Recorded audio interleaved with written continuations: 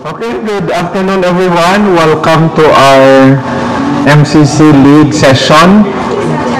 We're glad that after 3 weeks, no? After 3 weeks, may bagyo, tapos may recovery, tapos may renown, no? After 3 weeks of rest, we're able to gather now and have this session. Sige, let's all stand to start. Let's request Pastor Attorney Ruel to open us in prayer. Let's pray. Our Lord God and Heavenly Father, we thank you for the opportunity that you have given to us that we can once again sit down, listen to our brothers as we all learn together, as you give us the grace and the gift to preach. We ask you, Lord, to give each and every one of us wisdom. We ask you that enable us to and empower us, Lord, to be able to understand your word. Guide us to the Holy Spirit that we will be able to teach this correctly, and so that we may also be able to see the need of our listeners so that we can minister to them. Thank you, Lord, for the opportunity to learn again and to discuss ways we can minister to others, and we also pray for those who are not here and those who are still coming. You bless them, Lord, and bring them here safe.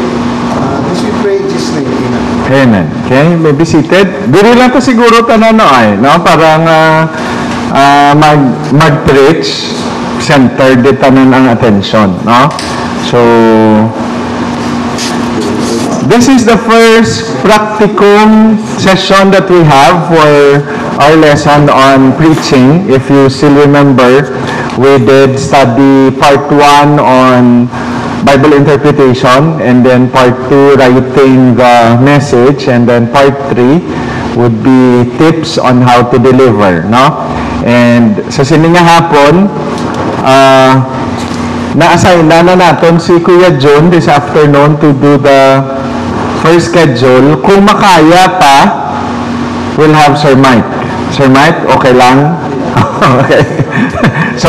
So duwata karon, and then the succeeding meetings that we will have, what we will do, kada naton meeting, may preacher, may critic, kag ma-start tayo sang continuous sa mga lessons, because we still have lessons on member care and visitation. No, may ara pa ta amo sina ang lesson. So along the way, as we get along the succeeding lessons, may ara ta sa first naton mga one preaching and then continue the lesson hasta nga matapos. Actually, do mga 2 or 3 na laman ka lessons, and we'll be able to finish the whole 16 weeks that we have, no?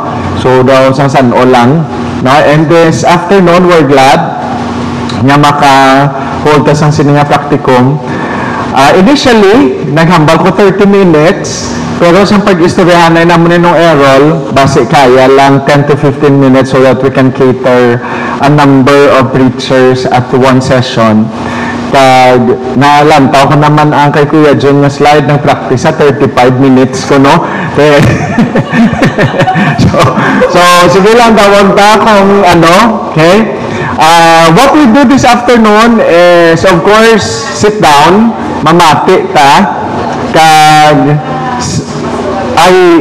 I see that ang mga ginwali nyo na ubran nyo, outline, kag karon halfway to your prepared slides or prepared sermon is the delivery, no? So pagka tindog mo imo na dason diskarte, ha? Wala. So you can come from the perspective nga mamati kami kag amoning aton nga set up, no? Kay kung daw isimulate agad ang worship service karon daw kasawaan, no? So as is nga you're sharing to us God's word, and we pray hindi lang niya kay exercise kundi mapakamaayo dito, and we'll see what is God teaching us sa mga passages nga ginpili nyo, sa mga passages nga ginpangamuyuan nyo, sa mga passages nga obrahan nyo wali. No? And after each, may kwan lang ta, isa man ka nami nga skill, kung kapamati ka, is the ability to hear with karon ang nami isang setup na kay maka-evaluate ta. No? Ang tendency kung sa prayer meeting or sa worship service, do ka sa waakis nga magtipon ta kay mag-evaluate. So nami manangang aton nga practicum class, dirita tanan ubrahon ang tanan nga preachings, kag dirita man ubrahon ang tanan nga evaluation. Just two things that I'd like you to remember along the way. What are the good points? No? Kay inang kabalo ko damo gina good points from the interpretation itself, from the points of the sermon and the delivery of the sermon. What are the good points? And then what are areas for improvement? Antes ta dason ta mangkuton ang kada member na evaluate ka anay Kuya John after kung paano mo nahambal anong mga good points nga pamatsag mo are done in a way nga excellently or makabaka. These are the good points. Kag ikaw man dason mauna hambal sa amon what are the areas for improvement. Kay isama na sa balaka nami nga learning experience, nakabalo ka where to improve, and then after sina we'll do a quick sharing of our comments. Kag kung kaya pa we'll do another round with Sir Mike. Okay? May PowerPoint ka, Sir Mike? Wala. May ara man. Okay? Sige. So, yes, sir. Kung halimbawa po talaga na minsan kasi may ibang masyadong alam ng oras, walang personalan. Okay sige Mawi ako sa kwento, makalimutan ko yung oras dahil hahabulin ko yung interview. Oo. So sa may belt pa sa hindi wala inang 25 minutes warning sa 25 minutes kung maglapaw sa 25 minutes time. So tapos kung di nagkate okay lang, pero kung mga 25 minutes nga warning, may extension ta nga 5 minutes para nga i-wrap up okay lang na. Okay lang. Pero pag practice mo kagapon 35 minutes. Sige. So, we'll see.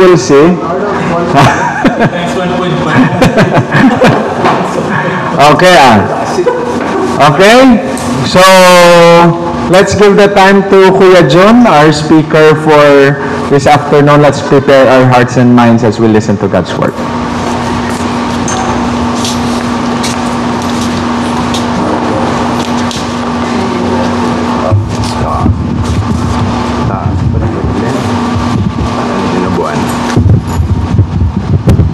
Okay.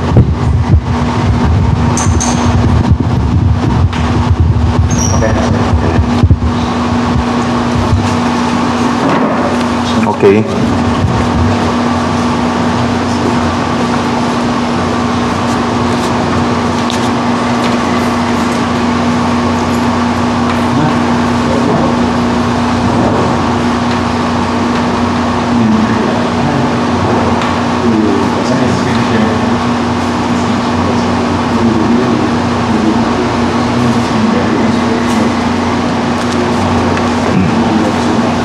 Thank you, Pastor Glenn, and good afternoon, everyone. Before I start, I would like to request everyone to pray. Let's pray.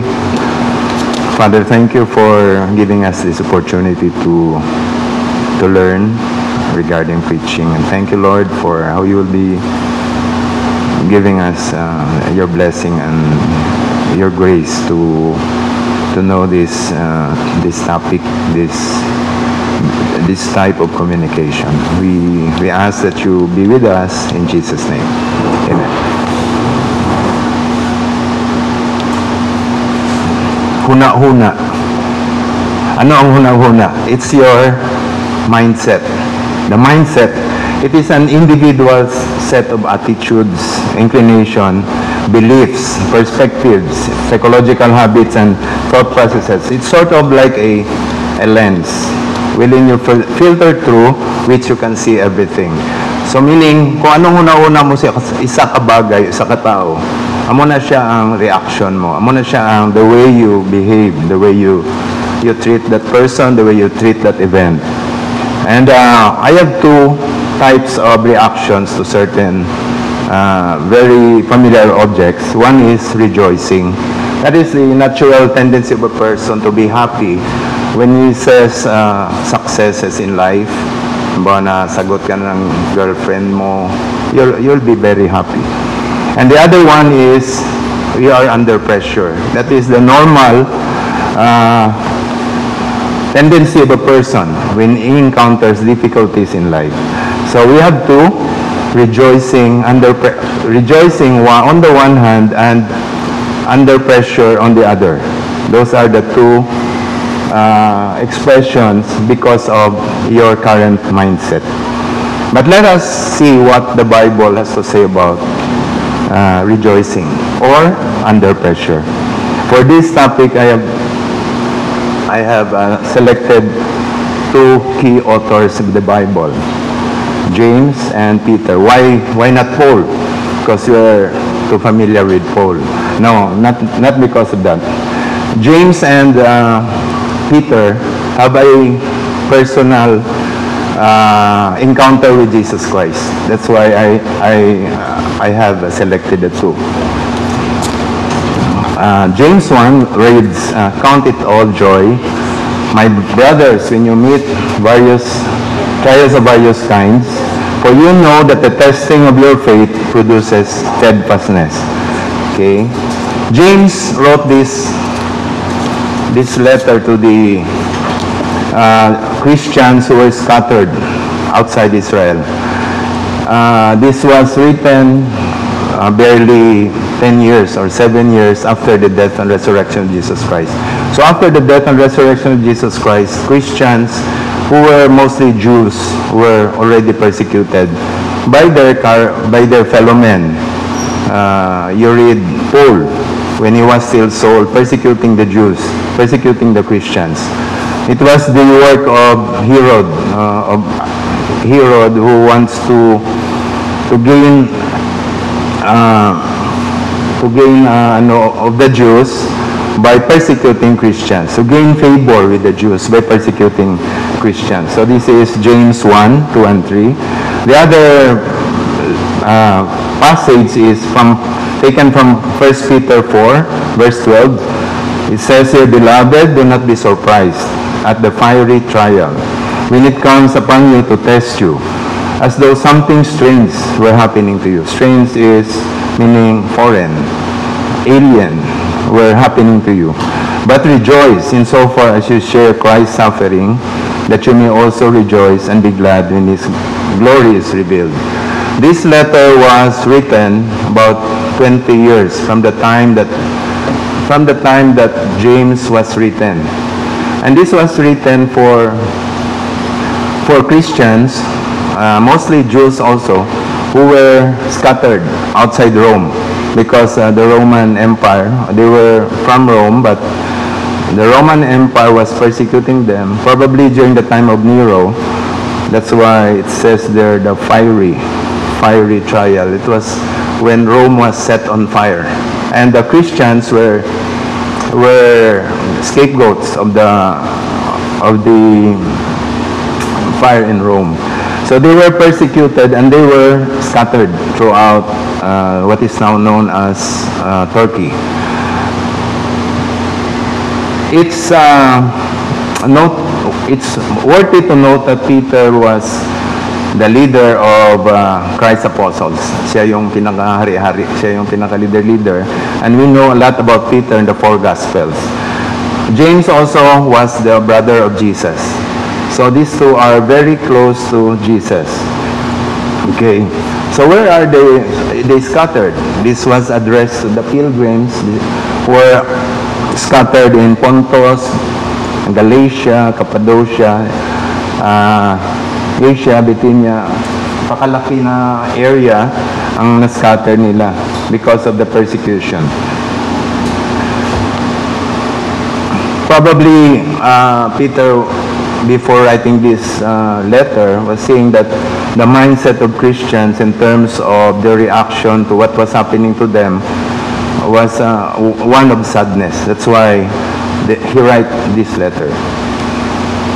Let us have a meaning. Ano yung trials? Meaning ng trials is believers, the various tests and trials that believers may encounter, often seen as opportunities to strengthen their faith and develop perseverance. And that is in James 1 and 2.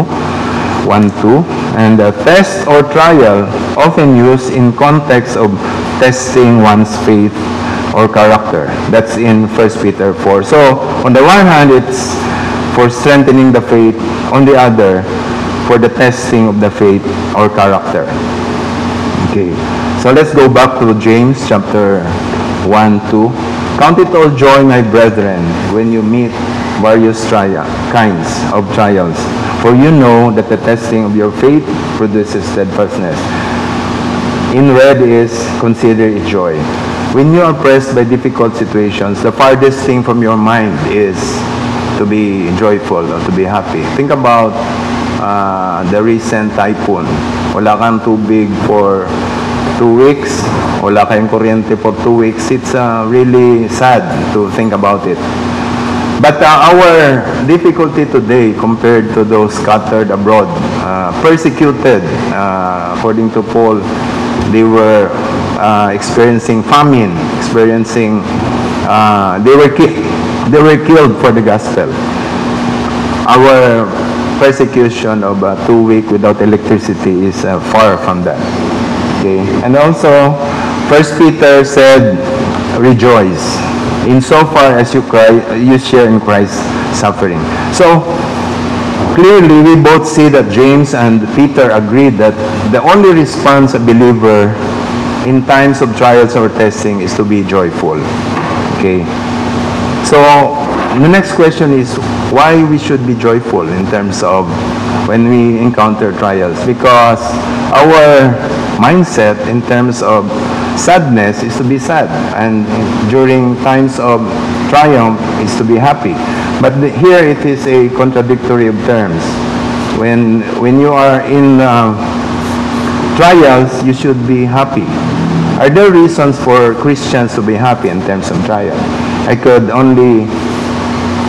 There are a lot of reasons why Christians should be happy, but I want to share this afternoon. I would like to share this afternoon only 3 reasons, or it will not finish on time. Okay. Number 1 reason for Christians to be happy despite the trial or amidst trials is the realm of a believer's joy. Where does the believer's joy stay, or what is the focus of a believer's joy? Philippians, we read, finally, my brethren, rejoice in the Lord. This is after Paul has enumerated the life of explaining to brothers how to behave. In chapter 3, he finally said, finally, my brothers. So this is a very important lesson to rejoice in the Lord. And Paul wrote Philippians while he was in jail. So parang hirap siguro yan, joyful and being a prisoner. Ang hirap. Okay? But note the red letter, rejoice in the Lord. Meaning, our joy is not found in the present circumstances that we have. Our joy is, as Christians, is in the Lord. The unchanging relationship with the unchanging God. Okay? So, despite the financial difficulties, despite problems, despite typhoons, calamities, we have reasons to enjoy, to rejoice. Because our joy is in the Lord. Not only is our joy is in the Lord, but also our joy is in the inheritance that we have, the eternal inheritance, which is found in 1 Peter also, chapter 1, verse 4. To an inheritance that is imperishable, undefiled, and unfading, kept in heaven for you, In this you rejoice, in this inheritance you rejoice. Though now, for a little while, or for a season, if necessary, you have been grieved by various trials. So meaning, not only is our joy is in the Lord, but also our joy is that future, not in this present world. Okay? The Lord Himself in the Sermon on the Mount said this, Matthew 5 verse 10, Blessed are those who are persecuted for righteousness' sake, for theirs is the kingdom of heaven. That's the eternal reward. In 11, Blessed are you when others revile you and persecute you, and utter all kinds of evil against you falsely on my account. In 12, Rejoice and be glad, for your reward is great in heaven. For so they persecuted the prophets who were before you. Kung tanaw natin, kung tingnan natin, the joy of a Christian is not when you are persecuted, but on the eternal reward. Okay. It's worthy to note na blessed, rejoice, joyful are coming from similar words in the Greek. So when you say blessed, you should be joyful. When you rejoice, of course, you'll be joyful. And sinasabi pa dyan the joy here is jumping for joy. Persecute ka, you jump for joy. Okay? But persecution is not the reason. And Jesus Christ said it na sinabi niya sa verse 12, For so they persecuted the prophets who were before you. So it's a pattern. Persecution is a pattern. Even those people, the people before us were persecuted. In fact, sinabi, hambal ko kayo na ang James was written 20 years, so may mga persecution na yon. After 1 Peter was written, they were persecuted for the next 250 years under the Romans. So napakahaba na persecution na nangyari, but they said, rejoice. Okay?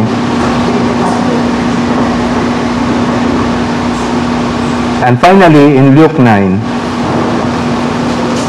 Jesus said, in verse 23, and He said to all, If anyone would come after me, let him deny himself, take up his cross daily, and follow me. The Lord Himself gave a condition for believers that they really should endure, to have trials. The next reason, the first one is the realm, or where is the joy of the Christian lying? It's in the eternal reward. The next is, trial is to test our faith. So we should be joyful, we are being tested for our trial. It says here in James 1, For you know that the testing of your faith produces steadfastness. Ang sa King James Version, steadfastness is worded as patience or endurance or hopeful enduring. Okay, so that's steadfastness. Let us consider only two testings of the faith. One is Job. He was tested in verse 8 of chapter 1. And the Lord said to Satan, Have you considered my servant Job, that there is none like him on the earth, a blameless and upright man, who fears God and turns away from evil? So, siguro kung tanaw natin, sinong mga tao, subong morning description, no? Blameless, upright, fears God, turns away from evil. Wala siguro. And yet, the Lord has offered him to be tested by Satan himself. So, siguro in comparison to Job, wala kita. So, kung si Job yun pa testing kita, siguro ambot lang kung i-offer ta siguro ni Lord sa kay Satan, basi mapahiya siya nga i-test kita kay hindi tagali, hindi tamayo. Okay, but God has so much trust in Job that He offered to be tested to Satan. Kaya lang si Satan, may ibang bright si Satan eh. Anong sabat ni Satan? In verse 9, Satan answered the Lord and said, Does Job fear God for no reason? Have you not put a hedge around him and his house, and all that he has on every side? You have blessed the work of his hands, and his possessions have increased in the land. But stretch out your hand and touch all that he has, and he will curse you to your face. Okay? So, ibang si Satan. I think familiar to sa mga Christians today na when they are gina-enrich daw ang richness nila, ang treasure naging mas important pa sa Diyos. Okay? So, let's think about this.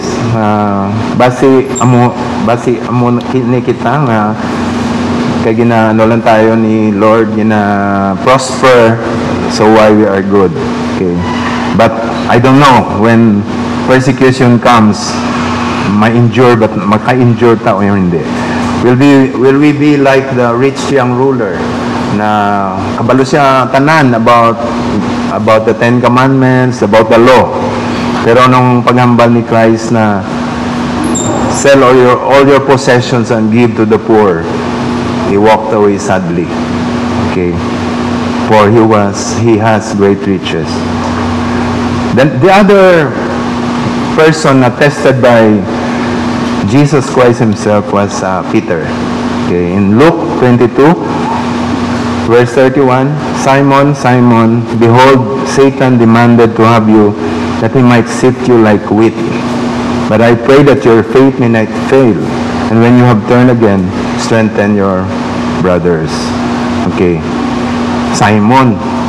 Di ba si Simon, amo ng pangalan? Peter, na gintawag na siya na Peter. But Jesus Christ did not call him Peter. Simon was his first name.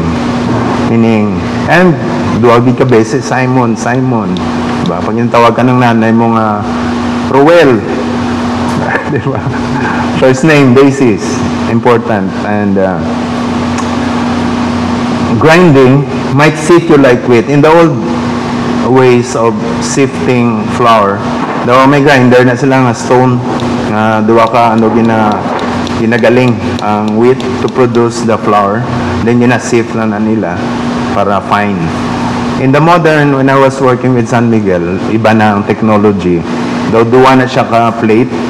Ang isa, mas slower ang hinay ang lagan niya. The other one sa top, mas mabilis. So daw gina-abrasion ang wheat grain. And then gagawas ang flour. It's a picture of testing, sifting of wheat. So it would produce the desired result. In this case, flour. The other reason for the testing is in 1 Peter also, verse 7 of chapter 1, so that the tested genuineness of your faith, which is more precious than gold that perishes, though it is tested by fire, may be found to result in the praise and glory and honor at the revelation of Jesus Christ. So ang ginahambal diri sa verse is, our faith na tested is more important, is more precious than gold. Na ang gold tested by fire rin yan eh. Ang refining ng gold is by fire. Because gold is temporal. So, ang tested na faith will result in the praise and glory of honor at the revelation or the coming of Jesus Christ. While gold are temporal things. Okay? And the end of the verse in Luke 22, sabi ni Jesus Christ kay Simon Peter, when you have turned again, strengthen your brothers. So in the testings pala, ang the testings na ginahatag sa aton sa Ginoo is those sure na mapas naton. Because one, I have prayed for you that your faith may not fail. Daw hindi kita mapirde kung ginatest kita. In fact, he said, and when you have turned again, strengthen your brothers. May assignment na dayon to bless others when we are tested. Okay? Which brings us to the last reason why we should rejoice. So it's the realm of a believer's joy. It's eternal, not temporal. The trial is to test our faith, to refine us, and to test the genuineness of our faith. And the last is, we are assured that God is in control even during our trial. Okay. In 1 Corinthians 10, Paul was saying in verse 13, "No temptation has overtaken you that is not common to man," or humanly. "God is faithful, and He will not let you be tempted beyond your ability, but with the temptation, He will also provide the way of escape, that you may be able to endure it." So, ano gali ang pag-trial, pag-test sa aton, hindi kita ang directly involved sa inahimo. It's God who is faithful. He works, He supports us so that we will be able to endure the testing or trial. May naming note si the late John MacArthur sa 1 Peter 1:6 regarding rejoicing in trials. In verse 6, "In this you rejoice, though for a little while, if necessary, you have been grieved by various trials."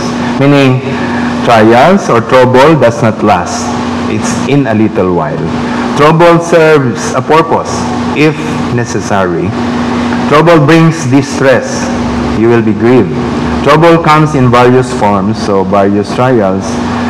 But trouble should not diminish the Christian's joy. You should rejoice despite the troubles. And another consolation is James, also partner ni sila James and Peter. James, "Blessed is the man who remains steadfast under trial, for when he has stood the test, he will receive a crown of life, which God has promised to those who love Him." So this is a very encouraging verse for us to be faithful. God is at work. True believers are kept by the power of God, not by themselves. That is why true believers endure. True believers pass all trials that comes their way, rejoicing. But there are those who do not endure. And there is also a verse for those persons who do not endure. And let it be a warning. In 1 John 2, verse 19, "They went out from us, but they were not of us. For if they had been of us, they would have continued with us. But they went out, that it might become plain that they are not of us." So these are the falling away of believers, so-called believers from the faith.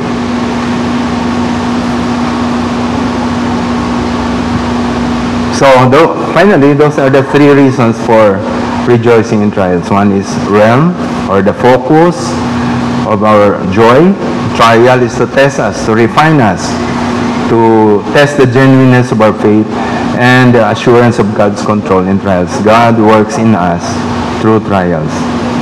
I hope this message brought blessing to you, brothers. And with this message, I do hope that everyone will remain faithful, true, and will not fall away. Because true believers stay, and not only stay, but stay happy amidst trials. That's all.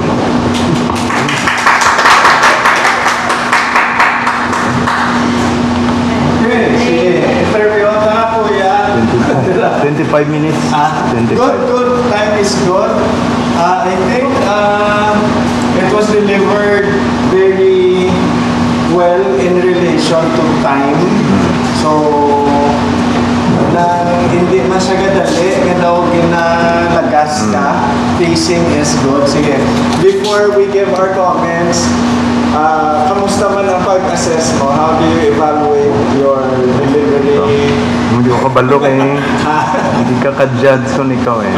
The best judge are the audience. Pero personally, how comfortable are you talking to us? comfortable, gamay lang eh. Konti lang. Gamay lang. Konti lang sila, konti lang sila. Kag familiar. Oo. Pero had it been may mga kasi lulot nga pag-o hindi mo kilala, kamusta man, Wala you're man. not distracted. Okay lang. So far, ang crowd nga kilala mo, though, Kagatuon mo na sila eh. Hindi. Okay lang. Ang ano ko is ano ba? Movement ng kita. Kung baka piso ka, 50 ako. Divided by 65. 75. Okay man lang. no, okay naman. Okay. What did you find hard when you deliver? Ano pa mansag mo? May mga ano ko. You're kind of struggling. May ginalaktaban.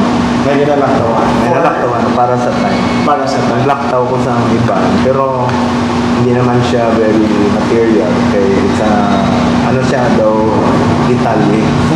Detalye na sa talaga. Yung laktawan ko. And somehow, Ara ko man ang message. Wala man ang iba. paglaktaw mo, was it an instant decision na naglaktawan ko na sa because of that? Kita ko man next slide. Okay. Sige. Pero that's good nga. So si Kuya John is using a presenter's view. May ara na sa notes, no? So may mana siya kung hindi ka mo gusto nga mag-extend po nga unless you memorize everything. Pero I think one of the comments that I have as we use technology, I think you're very comfortable nga makabasa ka kahit makabalik ka lang pala sa kwan sa mga listener. Sige, any more challenge aside from us giving among comments? So far, you find us attentive. Okay lang man, no? Kapamati naman kami. May kapanguyab lang. Pero pag pamacheck mga may kapanguyab, kamusta? Katawa-tawa. Katawa-tawa. Ganang katawa-tawa kung may kapanguyab. Sige lang, okay. Pero may aragin na. Okay. Pero so far, were you not distracted? Wala man. Okay lang. Surprise when in the practice ko. So, mas distracted ako. Saan ka practice? Pero sa ara na, Okay naman. okay na. Okay. Sige na. Any comment? Good points. What are the good points? Yes, attorney. The speaker came very prepared, and by his own manifestation, naging cut off yung ibang na part. It was not obvious, it was still seamless, meaning di mabalaan nga kinutod niya. Kaya may arrival nga kung mag-emergency ko, doon mo doon kakadula, kabla sa ino nga, no? So I would say nga mas kinutod niya, kaway mo kung kumalo kinutod niya, seamless ang presentation, di mabalaan nga kinutod. So, it only means nga naka-prepare siya, may contingency siya nga kung malipot kaya time, may kabalo sa kung diin sa utod, nga doon hindi mabalaan nga may ginukulaan nga nag-ibanan. So, well prepared, very good, thank you. Okay. Any more good points? Sige, George. Isang PowerPoint ni Sir John, may simple lang lang. Kaya isang nadaan, may notion kami isang kung first time ka, para kanta ko kang sa mga nagbibilis sa PowerPoint, which is distracting sa PowerPoint. Namaya, gusto ang simplicity sa PowerPoint ni Sir John ay white ang background, then ang text na bigkatahay na. Then ang mga pula, yung pamutang ni Sir John na nag-ahatag sa amin yung assess ko ay ang plain black lang ng mga pulang. So isa sa mga nangyari sa representation. So far pa sa when it comes sa pag-speak ko nga ng namin kay Sir John ay nag-prepare siya just like somebody in her new way at the same time nang gabasa siya tulog sa audience, which kung magawa ko lang hindi very challenging ka kay may mga branches na kumagtulong sa audience pagkabalik mo isa katatalan sa combination na na parts ng mga kasi ng liberation pero overall mag-motivate. Good. Stage master ko ng pag-minister sa akin. Stage master ko yung PHP. Maganda confident ka mag-deliver. Hindi ko Good yun ang good ways. Confidence. Ang mga bad points, talikid ka yung kamay mo para hindi maganda. May uyat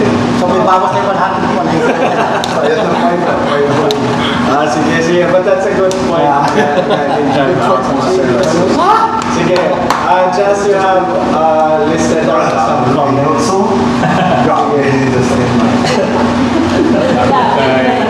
Nangyari ko sa he made that text relevant by addressing the typhoon. Yun ka namin nga, it's not just relevant now, ginbalik ka sa context ng una, famine, persecution. So ka namin nga, in context ang una, pagsubok, relevant, relatable, text. Ano, di ba? Namin isang casing, moderate, kamutong balik pa Sir Glenn, wala pinalagas. So, namin lang isang casing na ito hininay ni Sir Joel Mas hindi ratik mo constant. Wala na. Sa ano na puro sa hand gestures. Sige. Sir Mike, what good points have you observed? Mastery. Dahil siguro, pag-manager yun, kabilaya na siya. Pakisang wala. So, may yung identification na dapat natin. Kaya likewise, usually flexible na. Kaya master yan ang mga yung topic. So, siguro na-address yan ng time. Kaya tungkol yung master yan ang topic, wala siyang sama doon siya sa main point niya yan. Good. Sige. Ako, medyo damo list. Ano damo? But then, because namin yung comment, Kuya, very good eye contact, I think. The transition from the notes to us. May eye contact does not necessarily mean nagatuto ka lang sa audience. Pero once you start to talk to them, makatulog ka sa ila. No? Nabla anticipate sila. So, gabasa sa kaya check sa isang notes niya mo. Pero pag hambal niya na, gatulog siya. I think that's very good. Natural ang voice. So, daw si Kuya June, kaya nagyapon. Kasi wala ka pala nag-transform ka daw, naglain ka ng tao on the pulpit. Another one also, hand gestures mo are very minimal. Although tsakto to si Sir Wesley nga ara sa likod mo, siguro medyo pwede pa magamit, no? Ang isa man din because you're holding the clicker, so although isa na ang mga amo-amo, manalibla daw kanuisans ka daw, daw mannerism lang siguro. But very good proposition kapag start mo. I think everybody understood nga this is what I'll be talking about, the reasons why we can rejoice in trial. So I think that's very good. It is we're starting our sermon nga wala kakabalo kung anong topiko mo wala, hindi mo ma-connect ang point number 1, point number 2, point number 3. I think starting with a good proposition will always make you connected from the start up to the end. No? So, isa man ang kanami ang transitions mo, I think very good ang paggamit mo pala sa mga clause nga next. Namihan ko to sa last second point mo, all the more this is the reason why I'm going to makatuto sa third point. I think that was done very seamless, good. The points are good, the cross-references, the choices of the cross-references are good. Although for a short time, ang mga word studies mo pala, nga ang trials, ito sa pag-pinpoint mo ang fiery trials. Pag wala po ganit, naka-point ka, tsakto no, kung sa time to niniro, no nga tsakto, ginagagamit yung fiery trials. No? So si James is coming from the situation, no? I think that was very good. Ano ko sa adlib mo, nag-start ka English, daw ka tight pa, no? Pero sa pagsugod mo na daw nag-Ilonggo ka na kay nag-adlib na daw makakonect ka na kay nag-joke ka na kay daw ka-joke ka kung kaya daw nakakuha ka na pala inang feeling mo pala daw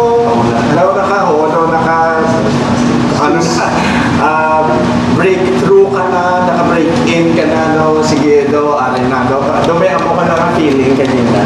And then I think when you use Bruce John MacArthur, very good. Ngayon, gamit mo siya. Very timely also. Nga, near the last part na, you're stressing to a point, no? Na good background, good setting also sa mga quick lang din yung mga points nga kinala naman may insinan pati sa James, pati sa First Peter. Yung wala kahit pala nag-dwell da because you know these are important but dali lang kinala na ang mabalaan. Yeah. So, tsakto man, I think relatively daw tsakto lang mo to. Kaya kung nagdugay ka pa dito kasi you're working on a very long material din. Pero that was relatively good. Good recap. Kaya ang imong two-liner, naman. Okay, just some of the things siguro nga makorek. Although minor lang din kuya, may tendency ka nga ilang kagina.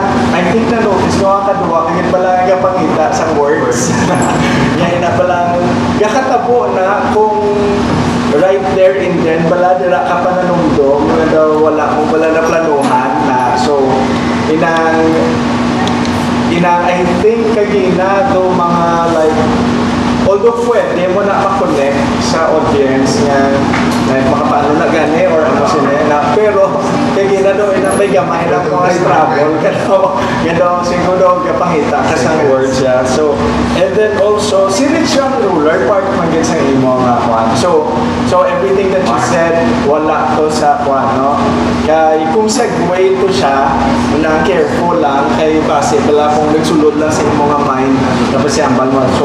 So that's good, isa na sa and then ang pala na siguro ang tindog lang amo na rin lang may katago ang kamot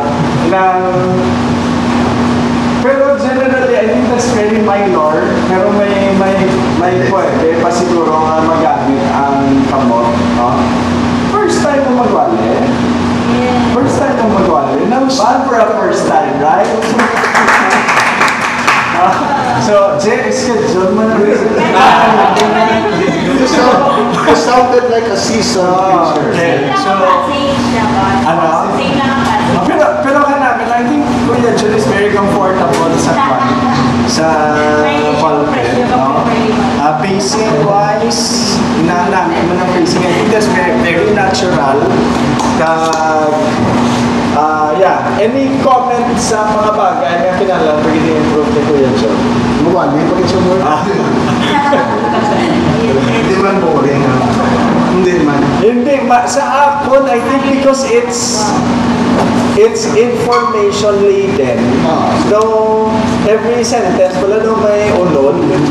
Ako, I don't find it na daw blank. Wala kayo isa kahambal ka, pero wala punto na inang joke-wise tungod kikilala kaya namon daw kahapos lang kami maka-transition sa jokes mo pala which are I think very good strength nga may amo na ang perspective, no? Pero boring no hindi personally I don't find it one, no? Siguro pag hindi kay kapamati kung kagalista ko sa mga no, pero I really don't find it ka-dragging, no? Hindi ko siguro magamit sa word nga boring. Hindi man siya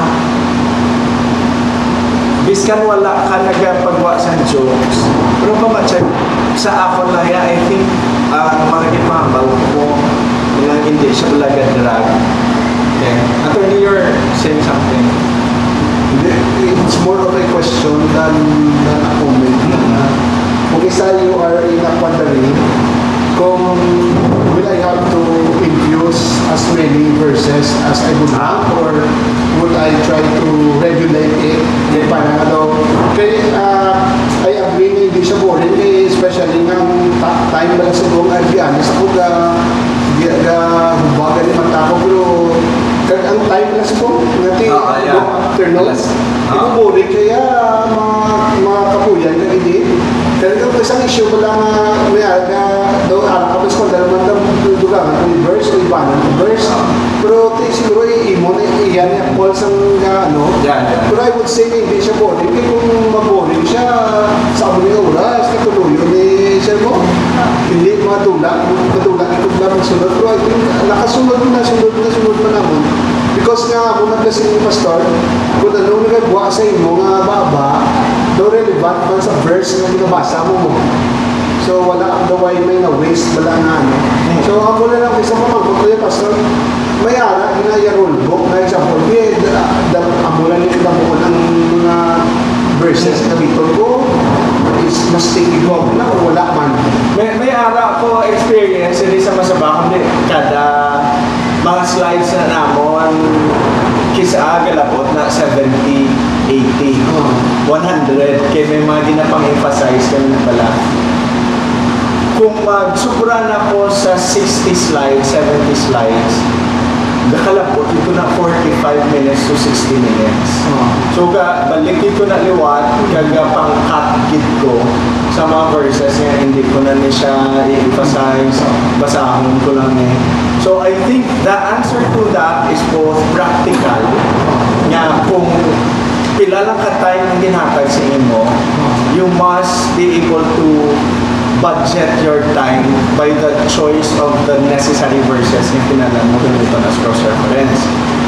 Ang ikaduwa is also the emphasis. Kung pamatsyag mo, kinalan yung verse na important for emphasis, I think it's a must. Pero kung pamatsyag mo, hindi magiging siya amo na ka-necessary, you have a choice na you can let go of it and possibly stick to the text. No? Ang nakita ko kay Kuya John, medyo damo magiging sa mga cross-references. No? Although hindi ko makahambal, may ara natin nga ginkutang ko lang isa for the sake of just the cross-references. Pero hindi ko makahambal, may ginkutang mo siya kay para maglawig ko lang, wali. Hindi ko makahambal, mga sa amo naka-feeling. Just like what attorney said nga, though ang mga slides mo, kung mga cross-references mo are really connected, nga hindi kakambal nga you're just buying time pala maglawig-lawig, kinantay mo mag-extension 30 minutes. So for me, it's not. Kung may amo ka na feeling and you're just simply buying time, kag ang ina nga text, so hindi na magiging amo na necessary, you might cross it out. Hindi mo na gamiton. So for me, ang rule lang yun is, will it be needed to clarify the text further? Kung needed sa, dapat ko siya ikutan. Ang ikaduwa na sa reason is, will it be practical enough that I need the time? Or base pala, pagdugang ko sine, maglawig-lawig ko, or kung hindi man ko maglawig-lawig, base ang itsura pala sa ako niya points, ang first point, amo lang ni, tapos ang second point, damo kaya cross-references, ang third point, base kung daw ka kiwi pala or daw ka skewed, yan ang dating. So, for me, ang balance man, kinalang mo malantaw, pero it will all boil down to, will this shed further light? Kung mag-shed siya further light, for me, it's necessary. Pero kung hindi lang man amo na siya ka-necessary, you may have an option to choose to stick with the text or use an illustration. So for me, I think the rule of the thumb hindi man siya hard rule. Kasi may mga text yan kung na-notice nyo, may point, tapos text, may point. May mga points kung wala na ko gagamit sa iba niyang cross-references, hindi ko kaklaro na lang hindi pa lang ara da. May ara man niya, kung kinanlan ko siya gamiton sa Apple nga notes, ihambal ko lang. Mahambal ako din nga, amo man niya nakita ta sa Psalm 23. In Psalm 23, very familiar naman. I don't have to put it on the PowerPoint, pero pwede ko lang hambal, the Lord is my shepherd, I shall not want. And tapos na. No? So I highlighted that cross-reference in 15 seconds, tapos ko na, nambal ko na. No? So, hindi ko mahigot gid sa screen ko, nga daw ginsulat ko gid siya, nga daw i-deal ko gid siya. No? So, for me, I think that's the most practical rule of the thumb na pwede, no? As long as it will provide the emphasis. Kagang ikatuwa, as long as it's still practical. Kaya kung tama, nakalawi, or ito, hindi na pala. Okay. Sige. Just things to improve, or anything. Yeah, kung thoughts parts, pwede ma-filter ko lang sa inyo. Like for example, ang main passage na pinipili ni Sir John, James, First Peter, dahil mayroon mga supporting verses na explain yung tanan. Galing nga pala ang akon ng thoughts kay na-explain tanan, including the cross-reference, daw ka-indignate passage ang napili. Kaya ang Job na-explain man, so sa akong doon nagtataka ng Job.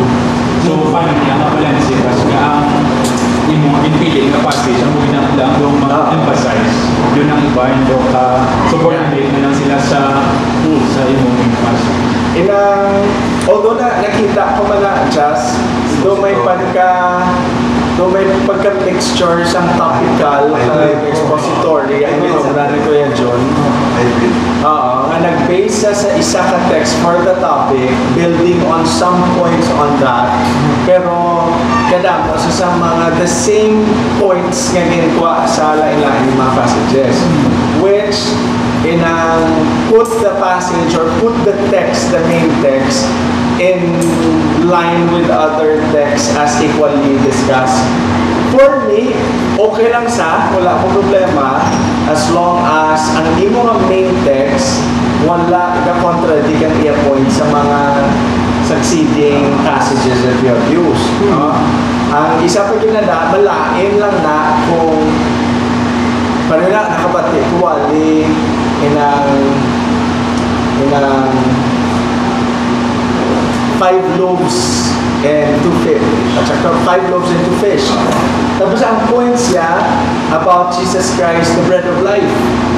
Kaya wala lang ito yaya ang 5 loaves. And ano yung introduction niya lang, ano ginhatag yung text, for example, I think that's a very, very makabakor wrong application sa topical message. So for me, hindi ko sa pag-approach ni Kuya John, doon nakakita lang po sa connections just, I think it will be more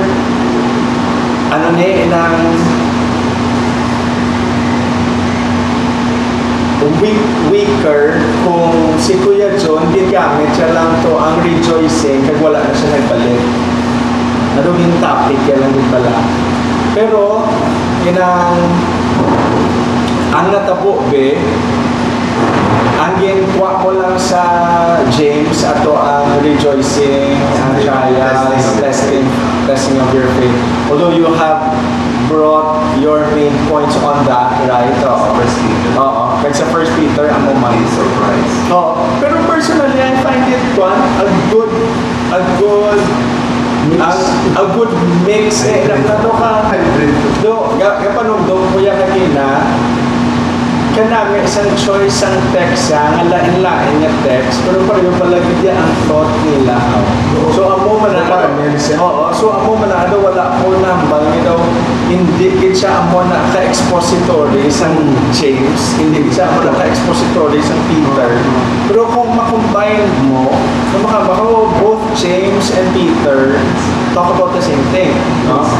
Pero careful ka lang kay pwede ituod ang danger nga ginambal ni sa state nga hindi ang text ang Pangibabaw. Oo, ang nangibabaw kundi daw ginamit mo lang yan si text yan Jumping board. Oo, jumping board kailain niya ang gin-explain mo. And when that happens, that's purely topical preaching. That is my question. How do we classify isang iyan?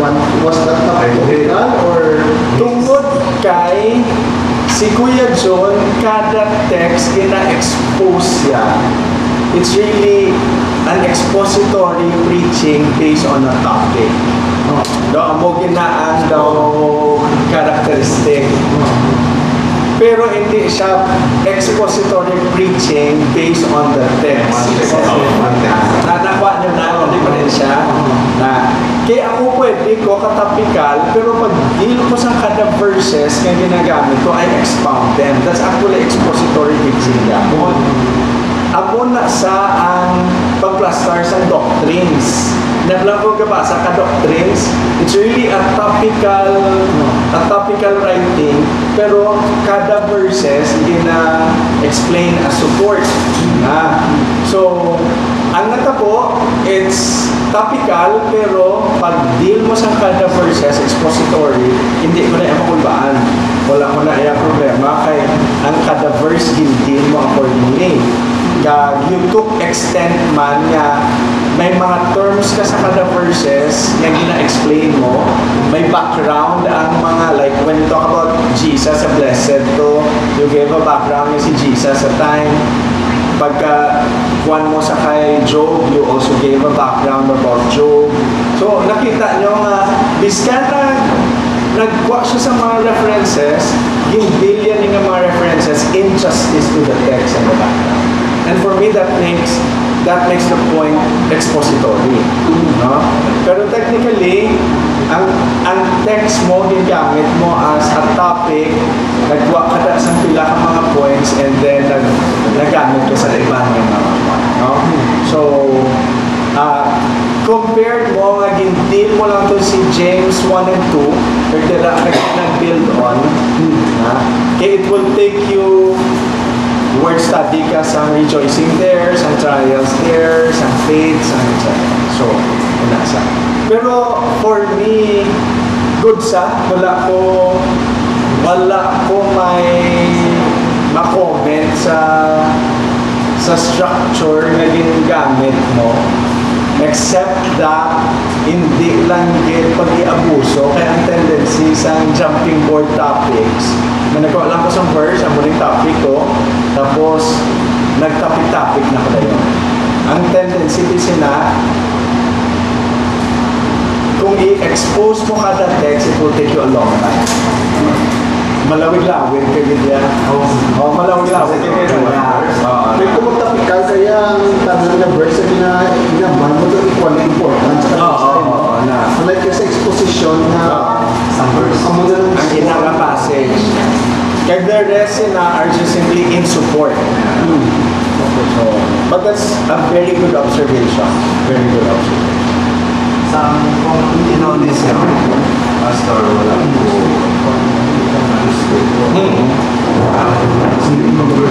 No. Yeah. Verses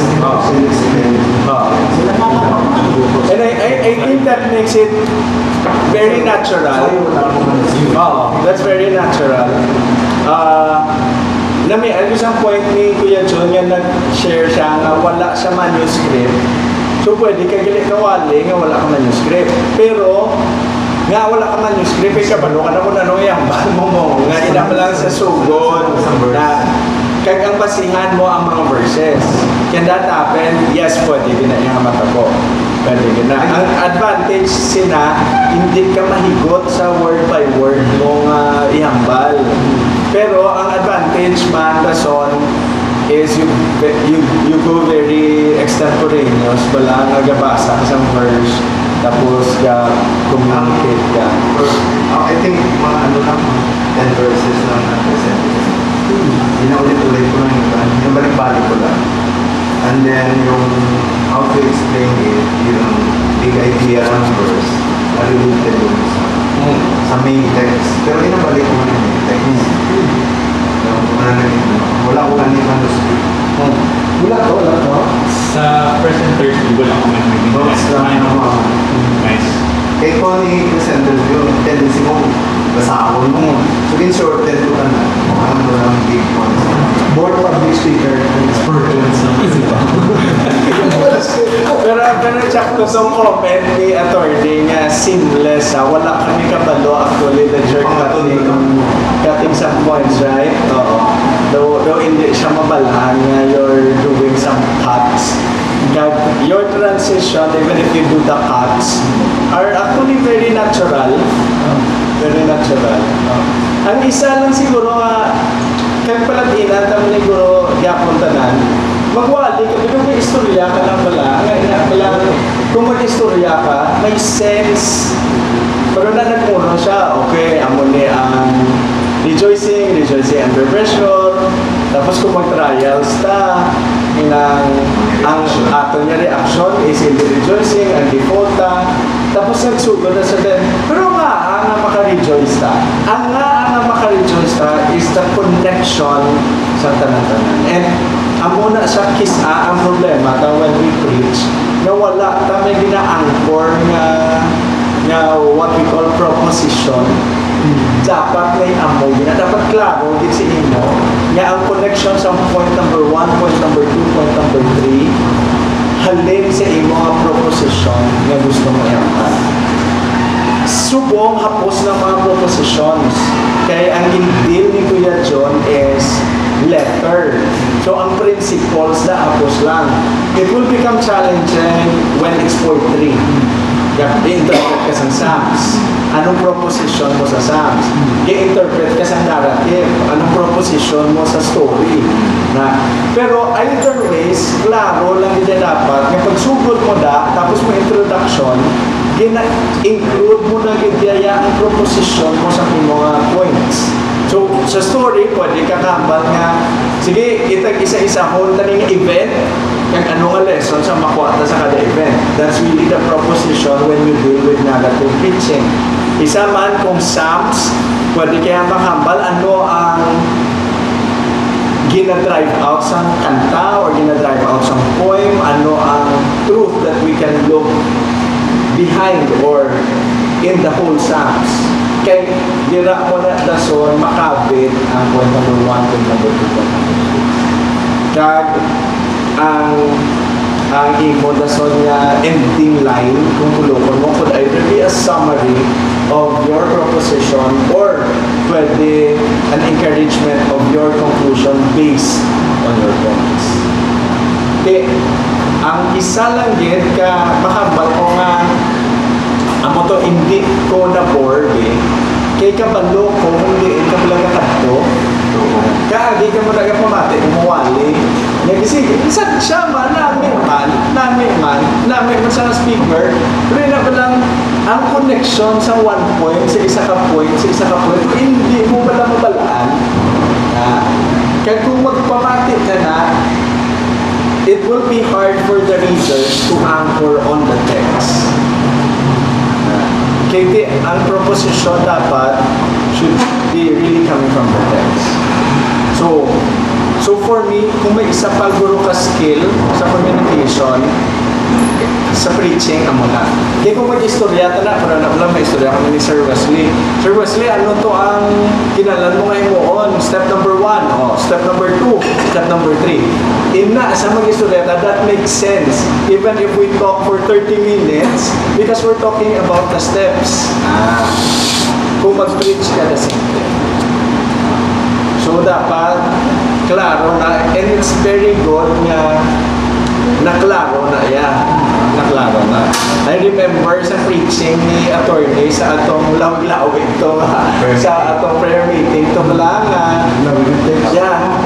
Kalawig sa kusang text pero nga makabis ka kalawig sa text na makuha gyapon because klaro ang proposition mo no? It's about the last yung mga bilin-bilin, how to deal with ang musini kaya dito the song point number 1 to number 2 to number 2. So when you preach, this kanya ginabutang mo na yung mga points, klaro lang yun yan, that this 1, 2, 3 points lead or is answering my proposition from the very start.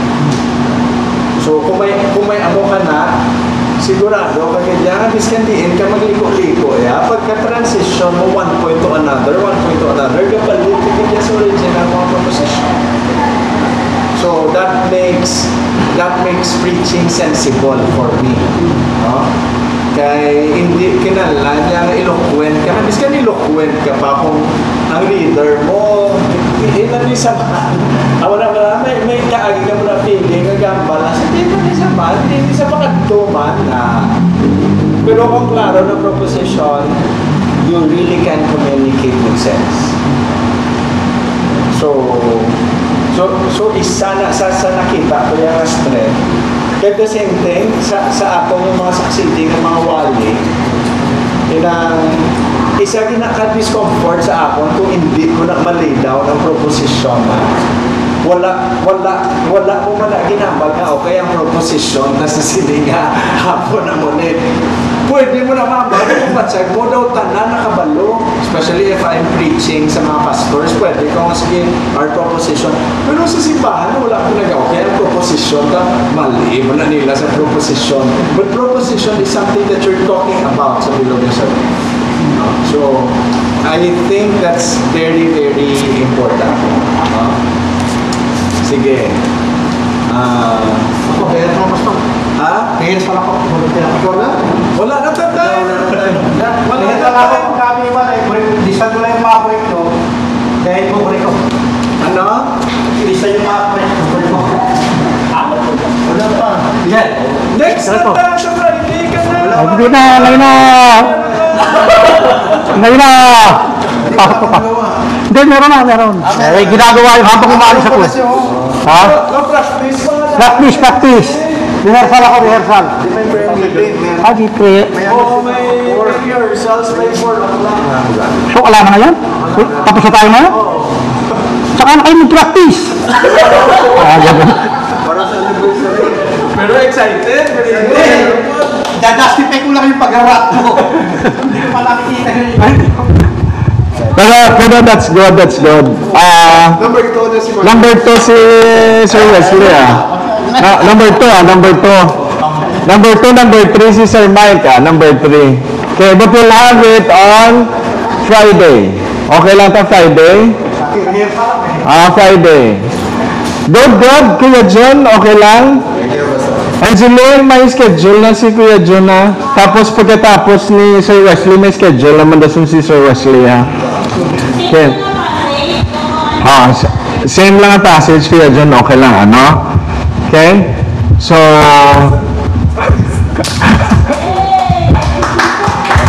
sige. Mrs. Ripiki, anong ma-comment mo as you're listening? Anong ma-comment mo? Hindi, we would like to listen from somebody nga hindi a part sa class. Kamusta man ang delivery kaya ang message ni Kuya John? Very good. Why very good? It was simple yet comprehensive sound coverage. And the layman, simple person can just relate and Understand. Okay. Sige, kay Ma'am Angel. Ma'am Angel, anong ma-comment mo?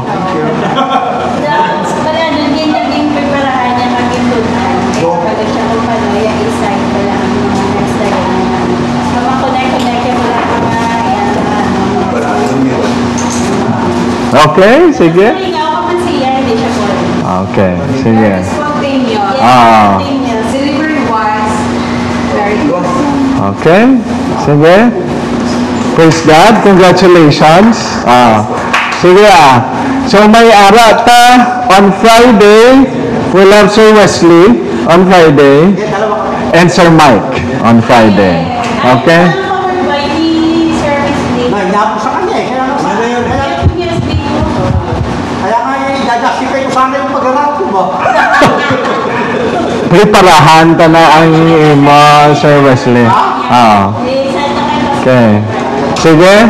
I hope you're enjoy lang enjoy laman. Kuya John, enjoy ka lang man. Pressure lang. Kaya, but the second time, kami na, no? Kay mati, ma-share ka na sang wali, hindi, kay may gapamati si imo koleksyonan, ko na gano'n. No? Pero nanamian, ko gapong ko, kada personal listening ko, inang kanami, isang bugay sa Ginoo, mag-workout sa aton, and I'm looking forward, not just for Kuya John, for Sir Wesley, Sir Mike, no, ara pa sinong Luel, no, may sunod pa, sinong Leo, pagid na, so, pasalamat ta sa Ginoo sang sining class and hopefully next Friday, this coming Friday, ma-Friday lang ta kami sa Baddo ko gali nga engagement oo. Friday evening we'll have the same thing nang after you preach, do a self-assessment and then we'll do the comments. Doon ko namin naman sa mga comments namin, doon wala ka man na-discourage, magwali, no? Doon mas na-encourage kapag no? Hindi ko nga pati. Oo. Okay, sige Okay, let's close our session kay ma-practice pa ang choir. Let's request Justin. Just, can you close us in prayer? Okay, let's pray.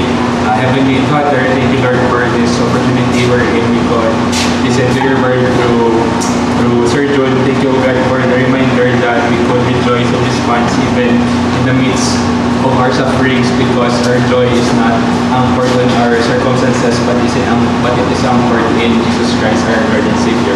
Thank you that you're also in control with whatever happens in our life, so we are rest assured, O God, that whom we're standing upon is our rock, our refuge, our fortress, O God. So salamat ng Ginoo nga may purpose ang amon nga trials nga para ini siya amon nga pag-test ang amon nga para ma-turn out good. So kapay pa nga ma-apply, maganahan pagit kami magtuon sa imo nga pulong, maganahan pagit kami mag-share sa imo nga pulong sa iban, knowing that it alone changes lives, O God. So may you continually bless each and every one. Kabay pa nga by your Holy Spirit, pagayon mo kami in power to do the things that you entrusted to us and help us to live lives that honor you. Ikaw na Lord, bless ang mga natunan namon this afternoon sa wali ni Sir John, kabay pa nga ma-integrate mo namon sa amon nga pag-share sa imo nga pulong sa tao nga ginahatag sa amon. Thank you man kay Pastor Glenn who facilitated and for the presence of everyone sa tanan nga insights of God. We bring back all the glory and honor to you in Christ's name we pray. Amen. Thank you very much.